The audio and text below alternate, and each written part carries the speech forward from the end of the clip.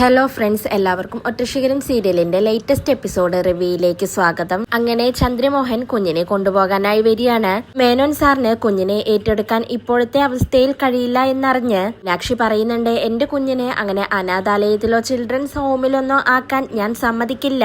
ഒന്നില്ലെങ്കിൽ ഞാൻ, അല്ലെങ്കിൽ അവളുടെ അച്ഛൻ, ആരെങ്കിലും ഒരാൾ അവളെ നോക്കണം. അല്ലാതെ അനാഥാലയത്തേക്ക് ഞാൻ അവളെ വിട്ടുതരില്ല, അതിന് ഞാൻ സമ്മതിക്കില്ലെന്നൊക്കെ മീനാക്ഷി ചന്ദ്രമോഹനോട് പറയുന്നുണ്ട്. പിന്നീട് ചന്ദ്രമോഹൻ എന്തായാലും കുഞ്ഞിനെ കൊണ്ടുപോകാൻ പറ്റില്ലെന്നറിഞ്ഞ് വീണ്ടും ഒരു 2 ലക്ഷം രൂപ തുളസിയേട്ടന് കൊടുക്കുകയാണ്. അത് കണ്ടുകൊണ്ട് മീനാക്ഷി പറയുന്നുണ്ട്, ക്യാഷ് ഞങ്ങൾക്ക് വേണ്ട, കുറെയായി ഞങ്ങൾക്ക് ഇങ്ങനെ നിങ്ങൾ ക്യാഷ് തരുന്നു. മേനോൻ സാർ അറിയാത്ത ക്യാഷ് അല്ലേ ഇത്, ഈ പൈസ ഞങ്ങൾക്ക് വേണ്ട. അപ്പോൾ തന്നെ ഞങ്ങളെ ഒരുപാട് സഹായിച്ചു, അതിന്റെ കടങ്ങളൊക്കെ ഞാൻ ഒരു കാലത്ത് വീട്ടും. അപ്പോൾ സാർ ഇത് എടുത്തിട്ട് പോകണമെന്ന് പറഞ്ഞ് മീനാക്ഷി ഉള്ളിലേക്ക് പോവുകയാണ്. ഇതെല്ലാം കേട്ട് തുളസിയേട്ടൻ അങ്ങനെ ഞെട്ടിത്തരിച്ചു നിൽക്കുകയാണ്. ചന്ദ്രമോഹൻ തുളസിയേട്ടനെ പറഞ്ഞ് സമാധാനിക്കുന്നുണ്ടെങ്കിലും തുളസിയേട്ടൻ പറയുന്നുണ്ട്, നിങ്ങൾക്ക് ഇങ്ങനെയൊക്കെ പറയാം, ഇപ്പോ നാട്ടുകാരുടെ മുന്നിലോ ബന്ധുക്കാരുടെ വീട്ടിലോ ഒന്നും പോകാൻ കഴിയുന്നില്ല എന്നൊക്കെ തുളസിയേട്ടൻ പറയുമ്പോൾ ചന്ദ്രമോഹൻ ചോദിക്കുന്നുണ്ട്, ചേട്ടാ ഞാൻ എന്താണ് ചെയ്യേണ്ടത്, ക്യാഷ് ചേട്ടന് വേണോ എന്ന് ചോദിക്കുമ്പോൾ തുളസിയേട്ടൻ പറയുന്നുണ്ട്, ഇത് വേണ്ടെന്ന് മീനാക്ഷി തീർത്തു പറഞ്ഞില്ലേ, ഇനി എന്താണ്,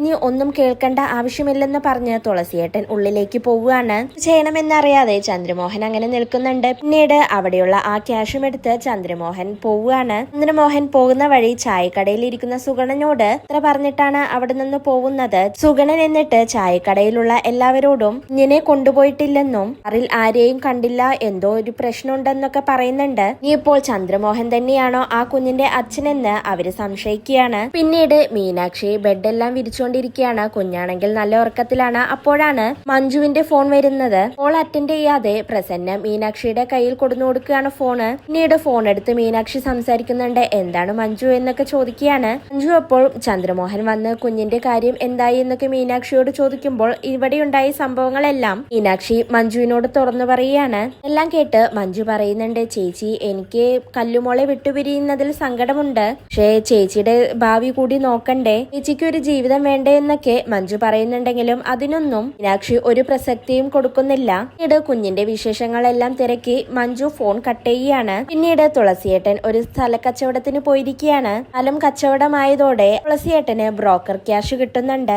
ദാസപ്പൻ എന്ന ആള് വഴിയാണ് തുളസിയേട്ടന് ഈ സ്ഥലം കച്ചവടമാവുന്നത്. ബ്രോക്കർ ക്യാഷ് കൊടുത്തതിന് ശേഷം അതിന്റെ ആള് പോകുന്നുണ്ട്. പിന്നീട് തുളസിയേട്ടനും ദാസപ്പൻ എന്ന ആളും തമ്മിൽ ബ്രോക്കർ ക്യാഷ് ഷെയർ ചെയ്യാണ്. പിന്നീട് ക്യാഷ് എല്ലാം ഷെയർ ചെയ്തതിനു ശേഷം ദാസപ്പൻ തുളസിയേട്ടനോട് പറയുന്നുണ്ട്, എന്തായാലും നമുക്ക് കച്ചവടമായതല്ലേ, ഇന്ന് നമുക്കൊന്ന് കൂടിയാലോ എന്ന് ചോദിക്കുമ്പോൾ തുളസിയേട്ടൻ, എന്നാ ശരി, എന്റെ ചെലവെല്ലാം നീ എടുക്കണം ദാസപ്പ എന്ന് പറയാണ്. പിന്നീട് അവര് ഒരു മലമുകളിൽ പോയി മദ്യം വാങ്ങിച്ച് കഴിച്ചുകൊണ്ടിരിക്കുകയാണ്. അപ്പോഴാണ് ദാസപ്പൻ തുളസിയേട്ടനോട് പറയുന്നത്, ഏട്ടന്റെ കാര്യം ആലോചിക്കുമ്പോൾ എനിക്ക് വിഷമമുണ്ട്, ഇതൊക്കെയാണെങ്കിലും മീനാക്ഷിയുടെ ജീവിതം ഏട്ടൻ ഇങ്ങനെ പാഴാക്കി കളയരുത് എന്ന് പറയുമ്പോൾ തുളസിയേട്ടൻ പറയുന്നുണ്ട്, മീനുവിന്റെ ജീവിതം ഞാനായിട്ട് ഇല്ലാതാക്കുമോ, കാരണമാണ് ഞാനിപ്പോൾ ഇങ്ങനെ നിൽക്കുന്നത്, അവൾക്ക് ഒരു ഭാവി ഉണ്ടാവണമെന്ന് തന്നെയാണ് എന്റെയും ആഗ്രഹം, പക്ഷെ അവൾ കൂടി അതിന് സമ്മതിക്കേണ്ടേ, ചില കാര്യങ്ങളിൽ അവൾ ഉടുമ്പു പിടിച്ചതുപോലെ കടുംപിടുത്തം പിടിച്ചു നിൽക്കുകയാണ്, അതുകൊണ്ടാണ് എനിക്കൊന്നും ചെയ്യാൻ കഴിയാത്തതെന്ന് പറയുമ്പോൾ ദാസപ്പൻ പറയുന്നുണ്ട്, ഏട്ടൻ അതിനെ കുറിച്ചൊന്നും ആലോചിക്കണ്ട, എന്റെ അടുത്ത് 2-3 ആലോചനകളൊക്കെ ഉണ്ടായിരുന്നു,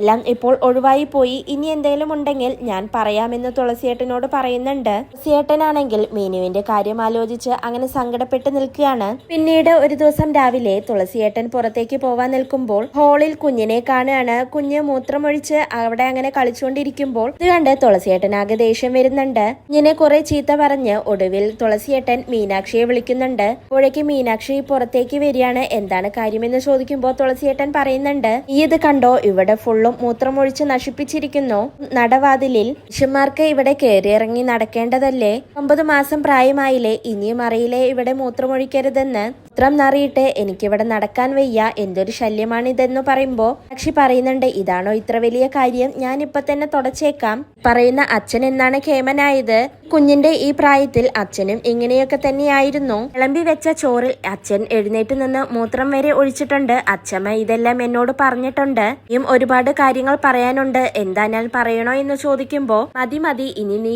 ഒന്നും പറയണ്ട എന്ന് തുളസിയേട്ടൻ പറയുന്നുണ്ട്. അതിനുശേഷം കല്ലുമോൾ കരഞ്ഞുകൊണ്ടിരിക്കുകയാണ്. മീനാക്ഷി അപ്പോൾ വേഗം തന്നെ കുഞ്ഞിനെ എടുത്ത് ആശ്വസിപ്പിക്കുകയാണ്. വീണ്ടും മീനാക്ഷി തുളസിയേട്ടനെ കുറിച്ച് ഓരോന്ന് പറയുന്നത് കേട്ട് തുളസിയേട്ടൻ ഒന്നും മിണ്ടാതെ ദേഷ്യത്തിൽ അങ്ങനെ പുറത്തേക്ക് പോവുകയാണ്. പിന്നീട് ദാസപ്പൻ എന്ന ബ്രോക്കർ കല്യാണാലോചനയുമായി ഒരു വീട്ടിലേക്ക് പോവുകയാണ്. ഇവിടെയുള്ള മാഡം ദാസപ്പനോട് എന്താണ് ദാസപ്പ, എന്തെങ്കിലും കാര്യമുണ്ടോ, എന്തെങ്കിലും കാര്യമില്ലാതെ ഇങ്ങോട്ട് വരില്ല. എന്റെ മകൻ വിഷ്ണുവിന്റെ ഒരു കല്യാണാലോചന ദാസപ്പനോട് ഞാൻ പറഞ്ഞിരുന്നു, അതിനെക്കുറിച്ച് വല്ലതും ആയോ എന്ന് ചോദിക്കുമ്പോ ദാസപ്പൻ പറയുന്നുണ്ട്, ആ കാര്യത്തെക്കുറിച്ച് സംസാരിക്കാനാണ് ഞാനിപ്പോൾ വന്നത്. ഒരു പെൺകുട്ടിയുണ്ട്, എനിക്ക് അറിയുന്നവര് തന്നെയാണ്. എന്താണ് പ്രശ്നമെന്ന് വെച്ചാൽ ആ കുട്ടിക്ക് ഒരു കുഞ്ഞുണ്ട്, പക്ഷേ അത് കല്യാണം കഴിച്ച് ഉണ്ടായതല്ല.